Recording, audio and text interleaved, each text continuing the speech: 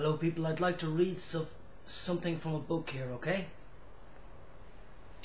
This is something first is from this book from Rosamund and Benjamin Zander. It says, two prime ministers are sitting in a room discussing affairs of state, yeah? Suddenly a man bursts in, apoplectic with fury, shouting and stamping and banging his fist on the desk. The resident Prime Minister admonishes him. "Peter," he says, "kindly remember rule number 6. Whereupon Peter is instantly restored to complete calm, apologizes and withdraws.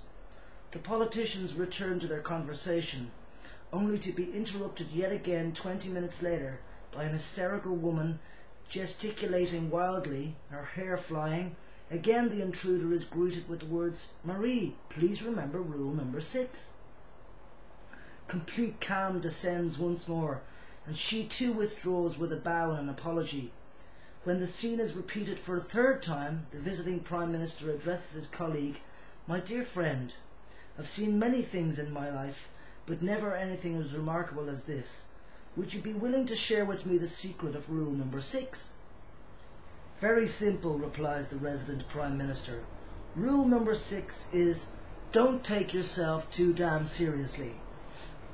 Says his visitor, "that is a fine rule." After a moment of pondering, he inquires, "And what, may I ask, are the other rules?" "There aren't any," he says. So the book goes on to say, as you encounter stress, pressure or anxiety in your life, remember rule number 6.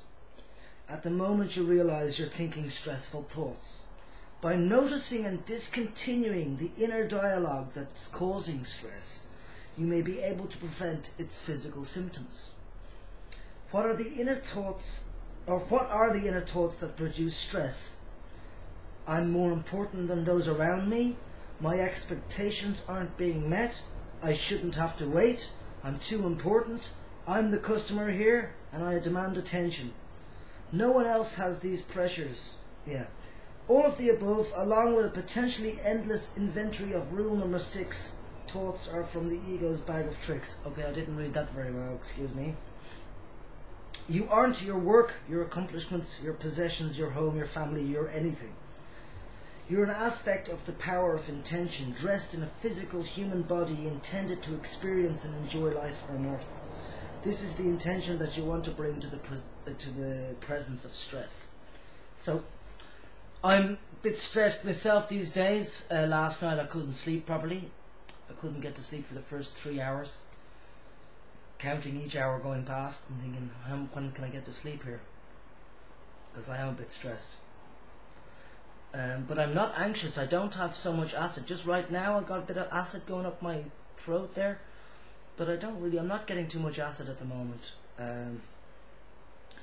I've had great wisdom coming through these ears and in these eyes most of my life. And it's just that, I think over the last 2 years, year and a half being off testosterone, my brain has changed. And that's been good, because now I can live the rest of my life totally understanding myself, totally. I just need to get back on the testosterone, which is, lacking in my body basically, and I think it's very important.